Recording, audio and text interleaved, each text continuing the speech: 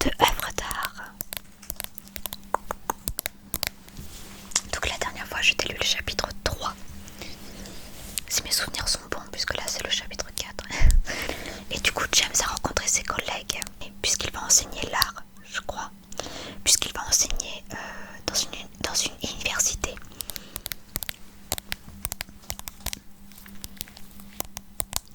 Donc il a fait la rencontre de ses collègues et il a aussi eu une liste avec tous les élèves qui ont participé à son cours.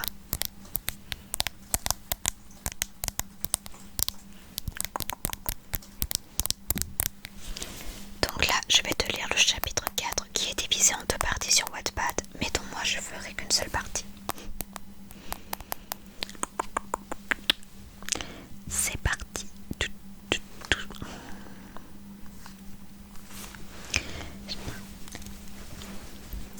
Oh, mes écouteurs sont mal mis, c'est énervant. Chapitre 4, chapitre 4, chapitre 4. Donc la partie 1 s'intitule Le chiffre 2. James, on va fêter ça. C'est hors de question qu'on reste chez toi à se mater le blanc des yeux. Pense à nos longues années d'études parisiennes et d'acharnement frivole. N'as-tu pas envie de revivre ça, juste le temps d'une soirée? Je ne sais pas, je suis un peu à la ramasse. J'ignore si j'ai envie de fêter mon anniversaire. Puis j'aurais aimé que le reste de l'équipe soit avec nous. C'est triste comme fête sans eux, hésitai-je. Simon est venu le week-end seulement pour célébrer mon anniversaire. J'aurais pu être touchée, mais connaissant mon ami, l'envie impatiente de revenir à Paris et de sortir dans la capitale française était la raison principale. Ils se rattraperont quand tu viendras à Londres. Moi je suis là, et je nous interdis de ne pas sortir. J'ai passé toute la semaine à me coltiner de riches collectionneurs aussi chiants les uns que les autres. Maintenant que tu es parti, ils sont accrochés à mes baskets, dit-il d'une voix lente en boutonnant sa chemise face au miroir. Qui as-tu vu? Les Watson, puis Sir Harrington, en l'occurrence. As-tu eu le temps de parler à Phil Harrington d'un Mondrian qui va être mis aux enchères à Rotterdam au mois de novembre? Le 15, si mes souvenirs sont bons. Il serait sûrement intéressé. Oui, il a ajouté qu'il était au courant et qu'il s'y rendrait. Les Watson, quant à eux, vont repasser pour la vente du tableau La danse symétrique d'Emmeline. Il commence à se faire un nom, ce jeune homme. Faut dire que les Watson ont un don pour repérer les toiles de peintres prometteurs. Je regarde Simon. Il a l'air épanoui. Ça présage une bonne soirée à ses côtés. Son sens de l'humour charmera, comme d'habitude, toutes les personnes qu'il croisera. Bon, qu'est-ce que tu fous? Tu t'habilles ou quoi? Lance-t-il, se retournant vers moi avec un air interrogateur. Son visage d'adolescent prêt à sauter sur tout ce qui bouge. Il n'attend que ça. Séduire, draguer, faire des rencontres. C'est un code de vie chez lui. Même si des années en arrière,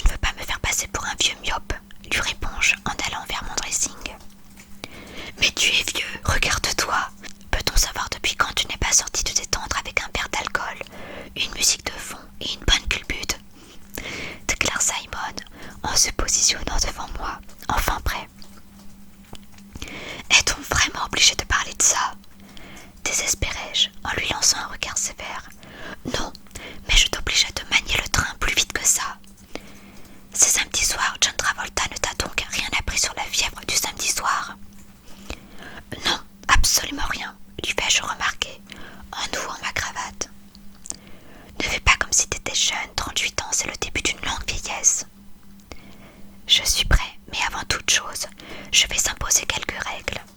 Si tu as remarqué, ici, il n'y a qu'un lit, donc ta future conquête va devoir se contenter de t'amener chez elle. Sinon, tu reviens la queue entre les jambes, est-ce clair? De toute façon, je ne comptais pas te faire profiter de mes talentueuses prestations sexuelles, fait-il remarquer avec le sourire en me tapant sur l'épaule. Je me mire une dernière fois dans le miroir, sans mes lunettes. Je n'entrevois que le bleu de mon regard, mes petites rides au coin des yeux et ma barbe naissante qui me donne un style très contracté. L'apparence d'un homme sachant vivre avec son temps. Je devine des filaments blonds clairsemés dans ma chevelure châtain coiffée en bataille, rendue visible sous les derniers rayons du soleil. Je dois me couper les cheveux, me fais-je la réflexion. Dans le hall de l'immeuble, nous croisons Madame Kriegerman, une blonde cendre et cinquantenaire aux airs de grande dame. Elle a été top modèle durant les années 80 et 90. En dépit de quelques marques de botox, elle est tombée dans la fontaine de jouvence. Séduisante et très glamour, ça n'a pas échappé à Simon, qui l'accoste au culot. Gênée, je tente de rattraper le malaise par des salutations distinguées en poussant mon ami vers la porte d'entrée. Madame Kriegerman, bonsoir, saluai-je avant d'ajouter à l'intention de Simon entre les dents. Avance-toi. Bonsoir, monsieur Taylor, me répond-elle en souriant, apparemment amusée par la scène. Comment allez-vous en cette soirée? Très bien, je vous en remercie. J'espère que vous profitez des beaux jours de ces 2 dernières semaines. Oh oui, quel plaisir de voir l'été s'attarder un peu. Oui, comme vous dites. Je vous souhaite une bonne soirée et bonsoir à votre amie, reprit-elle après une petite pause de silence entre nous. À vous également, madame. Elle appuie sur le bouton pour appeler l'ascenseur et se retourne pour me regarder avec un sourire. Je le lui rends avant de retrouver Simon dehors, en train de m'attendre. T'as été tourmentée dans ton enfance ou quoi? Quoi? Me lance-t-il, en haussant les épaules et en agitant ses mains d'un air innocent. Tu es au courant que c'est ma voisine? Et alors? Il y a une loi française interdisant de se taper la voisine de son pote, s'exclame-t-il en sortant de l'immeuble, feignant de se retourner pour la regarder à nouveau. Non, mais je ne veux pas. Pourquoi ensuite il y a je ne sais quelle ambiguïté et que je me retrouve en froid avec elle? Je tiens à entretenir de bonnes relations avec le voisinage, figure-toi. Et elle habite au 1er ou au 2e étage, demande Simon, marchant à côté de moi. Nous descendons la rue pour nous diriger vers la rue Gabriel, située à droite, puis sur la rue Ravignan. Je n'en sais rien du tout,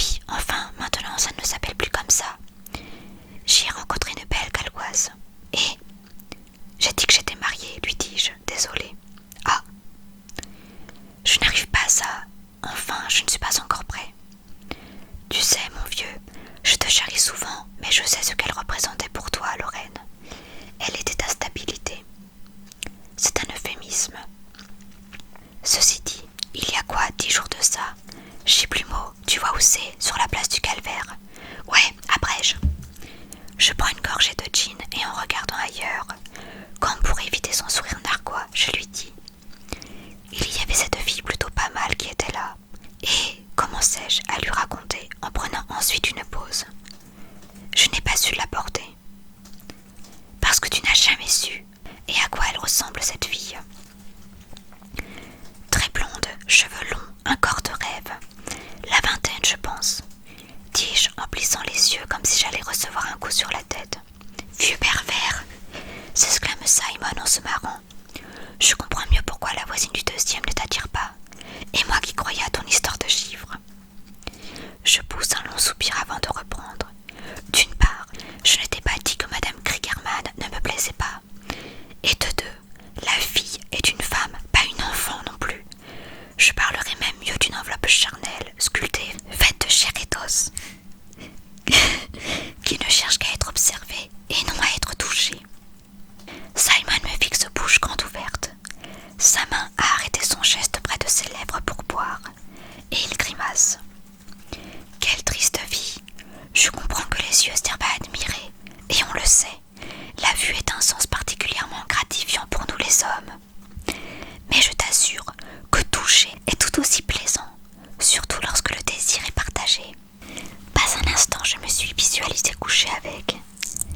Il y avait en elle quelque chose qui a éveillé ma curiosité.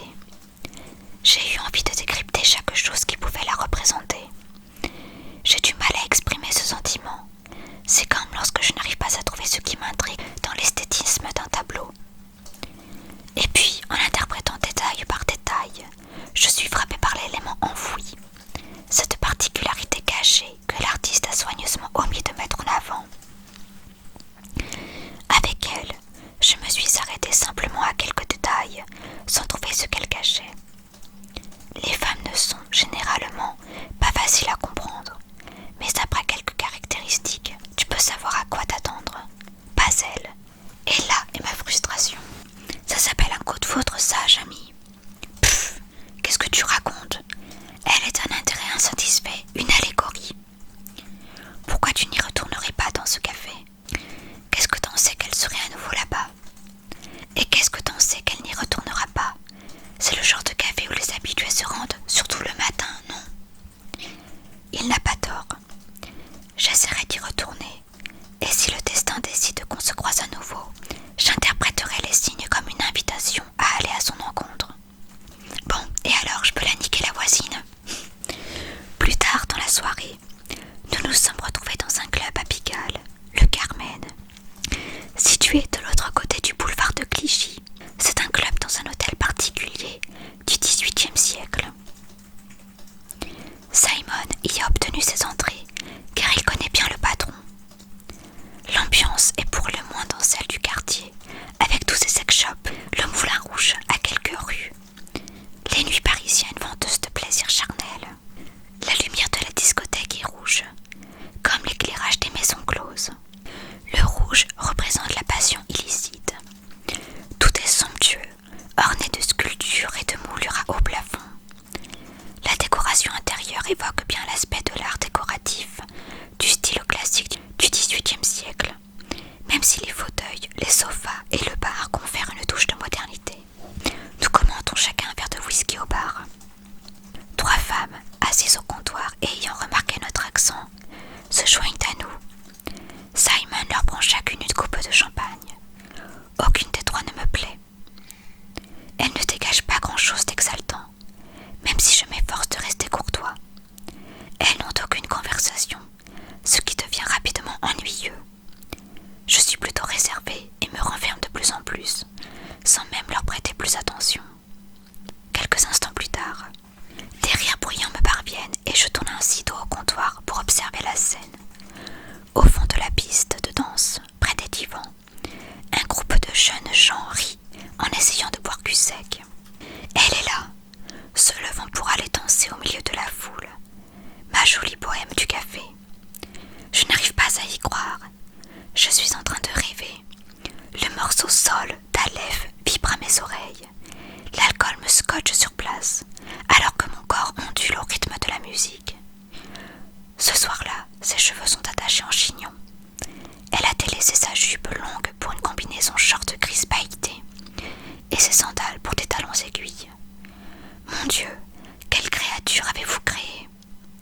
La création divine, l'emblème du sacré sur terre. Tout ce que j'exigeais de la femme perspicace et espiègle s'évanouit en sa présence. Mon cœur bat la chamade et je me sens basculer dans le vide. Oh James! Je vois une main passer devant moi quand pour me faire revenir de mes songes. C'est elle! Simon! C'est elle la fille du café! Là, juste au milieu de la piste avec la combinaison à paillettes. Simon ne me répond pas tout de suite. J'attends pourtant une réaction de sa part et ainsi je l'observe la fixer un long instant. Est-ce de la mélancolie dans ses yeux? L'espace d'un instant, il me semble le lire dans son regard, avant qu'il n'esquisse un petit sourire en coin. Simon? Hein? Oui, je la vois. N'est-elle pas gracieuse, ravissante, somptueuse? Elle est à couper le souffle. C'est une sacrée belle femme, on est d'accord. Qu'est-ce que t'attends alors? Je prends une grande respiration et je bois d'un coup sec mon verre de whisky. Que dois-je faire? Dois-je aller la voir? Pour lui dire quoi? Salut, je t'ai vu la dernière fois, tu veux danser? C'est d'une tristesse déconcertante. Avoir 38 ans et ne pas savoir approcher une femme avec élégance et tact. Je n'ai jamais eu besoin de faire ça aussi. Je ne dois pas lui plaire, c'est tout. La drague insistante, ça n'est pas ma tasse de thé. Je suis vieux jeu, je préfère un regard qui veut tout dire. Des mots, des gestes, des actes que je peux interpréter comme une invitation. Je dois avoir un côté narcissique qui me dicte d'attendre que l'on me séduise, comme si j'étais irrésistible. Avec elle, je perds toute assurance. Faut dire que j'arrive à un âge où la vieillesse ne me laissera plus le choix que de faire un pas en avant, me dit une voix dans ma tête. Je me dégonfle et opte pour aller chercher un paquet de cigarettes plus tôt. Après avoir été traité de couille molle, je jette un dernier coup d'œil en direction de la piste de danse. Son corps se déhanche toujours sur cet air oriental rythmé de tempo moderato. Sous cet éclairage rouge, le spectacle reste envoûtant, comme si elle avait pris place dans ce décor et qu'il ne faisait plus qu'un. Il n'y a que la passion et l'interdit qui façonnent ces murs désormais. Et c'est la fin de ce chapitre. Donc, il a enfin revu cette mystérieuse fille. J'espère